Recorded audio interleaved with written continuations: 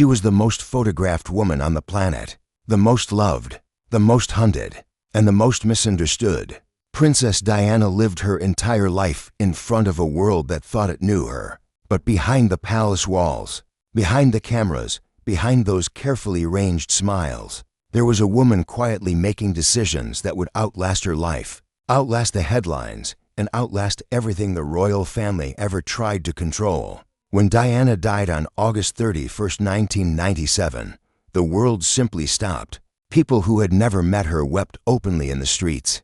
Flowers piled up outside Kensington Palace by the millions. An entire planet grieved a woman they had loved only from a distance. But while the mourning was still raw and the world was still reeling in shock, something else was quietly unfolding, something the palace did not announce, something the press barely covered, and something that, to this day, most people still don't fully understand.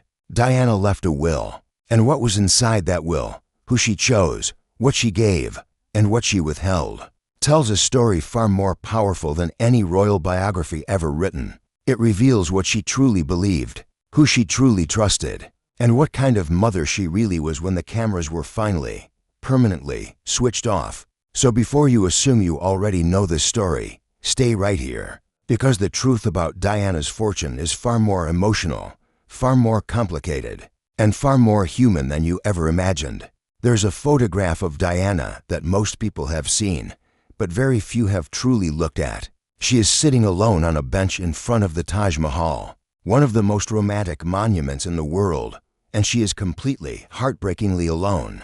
Charles was supposed to be there. He wasn't, and in that single, still image, you can see everything. The loneliness, the quiet dignity, the woman who had been handed a fairy tale and slowly, painfully, discovered it was something else entirely. Diana Frances Spencer was born on July 1st, 1961, in Sandringham, Norfolk. She grew up on the royal estate, the daughter of Viscount Althorp, surrounded by privilege but also by absence. Her parents divorced when she was just 7 years old, a wound that never fully healed, a wound that would later shape how fiercely, how almost desperately, she loved her own children. She was not the most academic. She was not the most traditionally ambitious. But she had something rare, an instinct for human connection that no amount of royal training could manufacture or replicate. When she married Prince Charles in 1981, 750 million people watched the wedding on television. It was called the wedding of the century. She was 20 years old, stepping into a carriage like something from a storybook, wearing that extraordinary dress with its 25-foot train. The world believed she had everything. The truth, as Diana herself would later reveal in that devastating 1995 Panorama interview, was something far more complicated. There were 3 people in the marriage. The palace was cold, the institution was suffocating, and the woman the world thought was living a dream was quietly falling apart behind closed doors. But here is what makes Diana truly extraordinary, not the pain, but what she did with it. Instead of retreating, she leaned forward. She sat on hospital beds with AIDS patients when the world was still terrified to touch them. She walked through active minefields in Angola to make the world pay attention. She held children with leprosy. She showed up for people who had been made invisible, and in doing so, she made herself something no royal title could ever grant, genuinely beloved. And through all of it, through every heartbreak, every public humiliation, every lonely night, there were 2 constants in Diana's life, 2 reasons she kept going. 2 boys named William and Harry. She used to say that William and Harry were her greatest achievement, not the charity work, not the global fame, them. And when she sat down to think about what she would leave behind, what she would pass on when she was gone, it was those 2 boys who shaped every single decision she made. When Princess Diana died, her estate was valued at approximately £21 million. That number has been reported in various forms over the years, but what rarely gets examined is what that number actually represented and how Diana had chosen to protect it, distribute it, and ultimately use it as one final, extraordinary act of love. Diana had updated her will just months before the crash in Paris. That detail alone should make you pause. She was 36 years old, in the very summer of her life, seemingly stepping into a new chapter after the divorce, after the darkness, after those suffocating years locked inside the palace machine. She was happy, or at least closer to happy than she had been in years, and yet she updated her will. Some say it was practical. Some say it was instinct. Others, those who knew her closest, say Diana always carried a quiet awareness that her life was not entirely her own, that forces larger than herself were always circling nearby. Whatever the reason, the updated will existed, and its contents were specific, deliberate, and deeply personal. The bulk of Diana's estate, the lion's share of everything she had accumulated, everything she had been awarded through her divorce settlement, was left to her two sons, William and Harry, to be held in trust until they each turned 25. This was not a surprise to anyone who truly knew Diana. Her children were her world. But the specific structure of that trust, the conditions surrounding it, and the people she chose to manage it, that is where the story becomes far more layered than most people ever realize. Diana did not simply hand over her fortune and walk away. Even in death, she was a mother first. The trust she established was carefully designed to protect William and Harry, not just financially, but emotionally, to give them a foundation that was hers, not the palace's, not the institutions. Theirs, money that came from their mother, from her choices, from her name. It was, in many ways, Diana's final refusal to let the royal machine swallow her sons completely. But here is where the story gets complicated, where the version the world was told begins to quietly diverge from the fuller, truer picture. The will also included a remarkable and deeply personal provision. Diana left 25% of the residual estate, approximately £500,000 at the time, to be distributed among 17 of her closest friends and staff, at the discretion of her executors. 17 people who had shown up for her when the cameras were gone, when the palace had turned cold, when the loneliness was at its loudest. This was not a legal formality. This was Diana saying, "I remember who was there. I remember who held me together, and I am taking care of them, because that is who I am even now." It was a gesture so deeply human, so quietly powerful, that it barely made headlines, perhaps because it simply did not fit the familiar narrative of royal drama and palace intrigue. But it tells you more about Diana than almost anything else ever could. Now here is where a very different layer of the story begins, one that caused real tension, real heartbreak, and real legal complexity in the years that followed Diana's death. Diana's will also included something called a letter of wishes. This is a separate document, not legally binding, but morally significant. A personal note outlining the additional hopes she carried for the distribution of her personal belongings, her jewelry, her most precious mementos. In this letter, Diana expressed a heartfelt wish that 70 of her personal items, jewelry, clothing, objects of deep personal significance, be distributed among her godchildren and closest friends. It was a wish rooted entirely in sentiment. These were not just objects. These were pieces of her. A brooch she had worn on a state visit. A necklace she had chosen herself, for herself, when she was finally free enough to choose things for herself. And she wanted the people she loved most to have them close. But the letter of wishes was not legally binding. And Diana's mother, Frances Shan Kidd, named as one of the executors of the will, raised a concern, one that ultimately led to the wish not being fulfilled in the way Diana had so genuinely hoped. The items, for the most part, passed to William and Harry rather than to the godchildren and friends Diana had named. The reasons were practical, legal, even protective in nature. But the emotional weight of that decision, the gap between what Diana wanted and what actually happened, has never fully left the people who knew her best.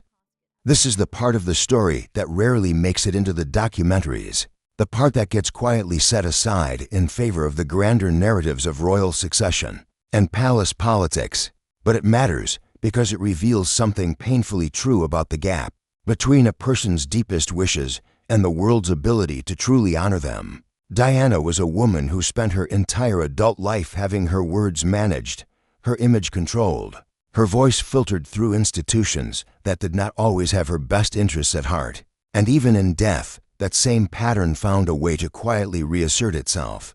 Not through malice necessarily, Not through conspiracy, but through the slow, grinding machinery of legality, of family dynamics, of institutional gravity pulling everything back into its familiar shape. The friends and godchildren she had wanted to remember received letters, explanations, apologies, of a kind, but not the objects she had lovingly set aside for them. And for some of those people, that absence carried a grief entirely its own, not for the jewelry, not for any monetary value, but for the connection, for the proof that she had thought of them, that she had held them in her heart in those final, private moments when she sat down and imagined the world continuing without her in it. Diana always said she wanted to be remembered as a queen of people's hearts. What her will quietly reveals is that she was, right down to the very last line, of the very last document she ever signed. William received his inheritance from Diana's estate when he turned 25.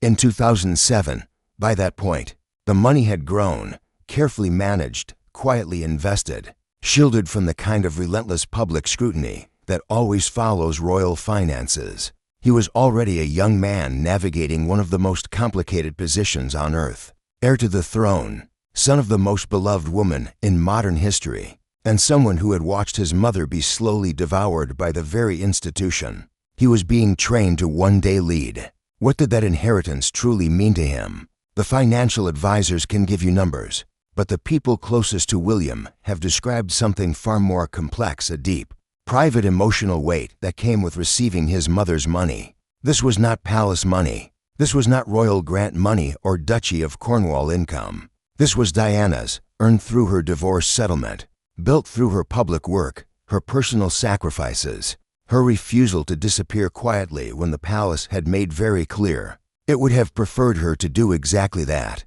Receiving it was not simply a financial transaction for William. It was, by every account, a profound moment of connection, a reminder that his mother had thought of him, had planned for him, had loved him forward into a future she would never be alive to see. Harry received his portion at the same age, under the same terms. Two boys, now men, quietly holding the financial legacy of a woman who had loved them more fiercely than she had loved anything else on earth. But there is something else, something that almost never gets mentioned in the coverage of Diana's will, something that speaks to her character in a way that pure numbers simply never can. In the years before her death, Diana had become increasingly focused on causes that stretched far beyond the royal calendar. She had stepped away from most of her official charity roles after the divorce, stripped of her HRH title, quietly sidelined by the palace machine. But rather than retreating into silence, she had doubled down completely. The landmine campaign in Angola and Bosnia, her continued, deeply personal work with AIDS patients, her unwavering connection to the homeless, the sick, the forgotten. These were not photo opportunities for Diana. They were expressions of something she genuinely, passionately believed, that proximity to pain was not something to be avoided, but something to be honored. And that belief showed up in her will, too, not just in the 17 friends and staff she remembered, not just in the trust she so carefully created for her sons, but in the values she had spent her entire public life modeling, values she was, consciously or not, passing on to William and Harry as their single most important inheritance, more important than the £21 million, more important than the jewelry or the letters of wishes, the inheritance of how to be human inside an inhuman system, how to feel, how to show up, how to refuse to let any institution make you cold. William has spoken, in careful and measured terms, about his mother's enduring influence on his life. Harry has spoken far more openly, sometimes rawly, sometimes controversially, about the grief, the silence, and the way the royal family processed Diana's death by barely processing it at all. Both brothers have described being returned to school almost immediately after she died, being kept on the public schedule, being expected to perform composure in front of a world that was itself actively falling apart with grief. And beneath all of it, beneath the stoic appearances, the walkabouts, the years of carefully rehearsed duty, were simply two boys who missed their mother, two boys who would have traded every single pound of that inheritance for one more phone call. Diana used to call them every day when they were away at school, every single day. William and Harry have both spoken about this quiet ritual of connection, this daily reaching across the distance to say, I am here. I am thinking of you. You are not alone. That ritual ended on August 31st, 1997, and the silence it left behind was something no trust fund, no legal document, no letter of wishes could ever come close to filling. But here is what Diana did manage to leave behind, something far more durable than money, more lasting than jewelry, more powerful than any palace title. She left them the knowledge that they were loved, unconditionally, completely, without agenda. The relationship between William and Harry has become one of the most publicly examined brotherhoods in modern history, strained, fractured, mourned by a public that once saw them as united in grief and now watches them navigate a distance that seems at times almost impossible to bridge. And at the very center of that distance, always, is Diana, each brother carrying her differently, each one shaped by her loss in ways that have quietly pulled them in opposite directions.